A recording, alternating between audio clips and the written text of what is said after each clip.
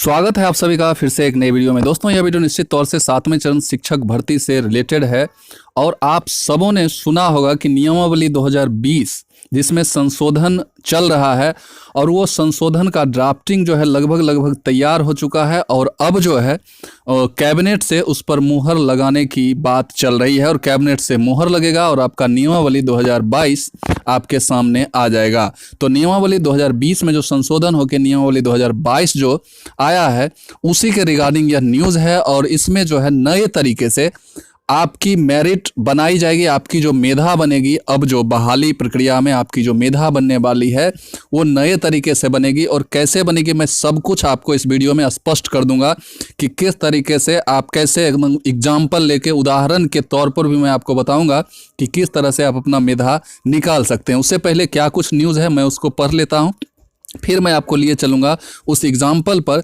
जिससे आप पूरे कह सकते हैं कि स्पष्ट तरीके से आप समझ जाएंगे कि किस तरह से आप अपना नया जो ये नियमावली जो आएगा जिसमें नए तरीके से मेधा बनाने की बात की जा रही वो मेधा आपका कैसा बनेगा।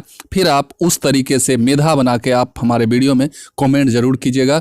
तो छोटा सा रिक्वेस्ट है कि चैनल पर अगर पहली बार आए हैं तो चैनल को सब्सक्राइब कर लीजिएगा, बेल आइकन दबा दीजिएगा और वीडियो को लास्ट तक देखने के बाद शेयर कीजिएगा और लाइक जरूर कर दीजिएगा।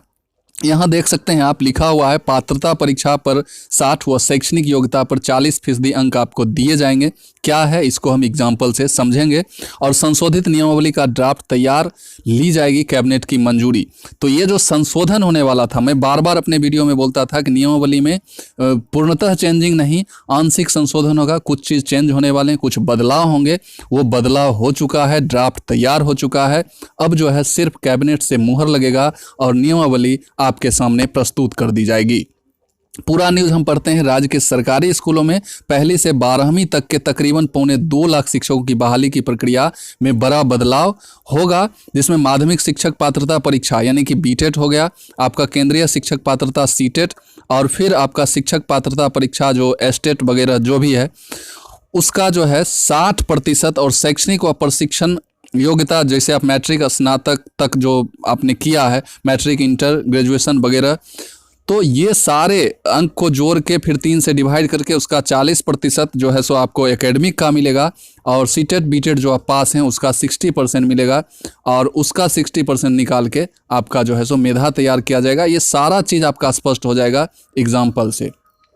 तो ये न्यूज़ पढ़ने के लिए आप हमारे टेलीग्राम लिंक से जुड़ सकते हैं। ये पूरा न्यूज़ आप वहाँ हमारे टेलीग्राम पे जाके पढ़ सकते हैं। वही सब कुछ लिखा हुआ है कि 2022 के रूप में आंशिक संशोधन या संशोधन ही कर सकते हैं, संशोधन करके आ चुका है, आपका ड्राफ्ट तैयार है, कैबिनेट मुहर लगाएगी और ये नियमावली जो है बहाली के लिए तैयार हो जाएगी।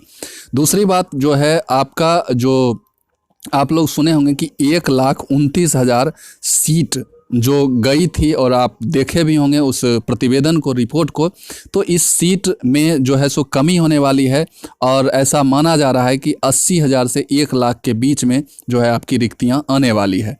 तो ये हो गया दूसरा जो आने वाली है बहाली और ये बहाली जो है सो अगस्त के लास्ट में बोली जा रही है। इसलिए मैं बार बार कह रहा हूँ कि किसी के बहकावे में ना आवे। ये जो आंदोलन हो रहा है आप आंदोलन में ज़रूर सहयोग करें, क्योंकि ये लोग ऐसे ही अपना क्रेडिट लेने के लिए, क्योंकि ये लोग नेता बनना है इन लोग को और आपको जो है सो शिक्षक बनना है, इसलिए आप लोग आंदोलन में भाग लेंगे और निश्चित तौर पर इस आंदोलन को सफल बना के जल्द से जल्द नोटिफिकेशन निकलवा पाएंगे। आइए उस एग्जाम्पल पर हम आपको लिए चलते हैं जिस एग्जाम्पल में आप स्पष्ट तरीके से समझ जाएंगे कि किस तरह से आपका मेरिट जो है सो बनेगा नए नियमावली के अकॉर्डिंग। तो आइए हम समझते हैं कि किस तरह से आपका जो है नए तरीके से अब मेरिट बनेगा और बहुत ही आसान तरीके से एग्जाम्पल से हम समझ सकते हैं। अब ये 1 to 5 का मेरिट लिस्ट हम बना के बता रहे हैं। फिर 6 to 8 में आपको पता है कि आपका ग्रेजुएशन का टोटल मार्क्स यानी कि 1500 यानी कि 1500 और फिर जो आपका प्रशिक्षण में जो मार्क्स आया है उन दोनों को जोड़ के, उन दोनों के परसेंटेज को जोड़ के 2 से डिवाइड किया जाएगा। तो और फिर सीटेट बीटेट का जो वेटेज मिलेगा वो अलग मिलेगा। तो इस एक एग्जांपल से आप समझ लीजिएगा, ये 1 to 5 का मैं एग्जांपल दे रहा हूँ और इसी तरह से आप 6 to 8 फिर 9, 10, 11, 12 सारे निकाल सकते हैं आप। तो यहाँ सबसे पहले हम समझेंगे, यहाँ आप देख सकते हैं कि 10th है। तो अगर मान लीजिए 10th आपका फुल मार्क्स अगर 500 का है, उसमें आप अगर 392 यानी कि 392 मार्क्स लाते हैं तो आपका जो परसेंटेज 10 में बनता है वो 78.4 बन रहा है। फिर 12 की अगर हम बात करेंगे तो ये भी मान लीजिए 500 का यानी कि फुल मार्क्स 500 है, इसमें आप 338 मार्क्स लाए हैं तो आपका 67.6 बन रहा है मेधा यहाँ। और डीएलएड जो 2000 फुल मार्क्स 2000 का है, उसमें अगर 1624 किन्हीं का आया है, या इस जगह पर मान लीजिए बीएड है 1300 का मार्क्स है और 1300 फुल मार्क्स है, उसमें आपको जितना आया है तो उसका परसेंटेज, एक तरह से परसेंटेज आप तीनों का निकाल लीजिएगा एकेडमी का, किस में कितना परसेंटेज आया। फिर तीनों परसेंटेज को क्या करना है, जोड़ देना है, और तीनों परसेंटेज को जोड़ देने के बाद उसमें 3 से डिवाइड कर देना है, और 3 से डिवाइड करने के बाद आप देख सकते हैं कि आपका जो मेधा यानी कि परसेंटेज जो बन रहा है इतना बन रहा है 75.73। अब इस परसेंटेज का, चूंकि ये एकेडमिक आप निकाले हैं और वो जो संशोधन होके जो आया है नियमावली, उसमें कहा जा रहा है कि एकेडमिक का जो परसेंटेज बन रहा है उसका 40% आपको दिया जाएगा। तो एकेडमिक का चूंकि 75.73% बन रहा है तो 75.73 का 40% जब आप निकालेंगे तो आपका आ जाएगा 30.29, ये निकाल लीजिएगा। तो ये एकेडमिक हो गया। अब हम चलते हैं सीटेट बीटेट के मार्क्स में। तो सीटेट बीटेट वाले में क्या करना है कि सीटेट बीटेट में जितना भी आपका मार्क्स आया है, चूंकि इसका फुल मार्क्स 150 का होता है तो आपको 150 से परसेंटेज निकाल लेना है। 150 में जब आप परसेंटेज निकालेंगे तो मान लीजिए किन्हीं का ये 95 मार्क्स यहाँ एग्जाम्पल में लिया गया है, तो 95 मार्क्स लिया गया है, चूँकि 150 का एग्ज़ाम है तो 95 को जब परसेंटेज में निकालिएगा 150 में तो आपका 63.3% आएगा। अब ये जो 63.3% जो आ रहा है, इसका चूँकि सीटेट बीटेट का 60% आपको वेटेज मिल रहा है, तो ये जो है 63.3% जो है इसका 60% आप निकालिएगा, और इसका 60% निकालने के बाद आपका 38 आ रहा है। तो आपने देखा कि एकेडमिक में जो आपका आ रहा है 30.29 और यहाँ आ रहा है 38 यानी कि 38।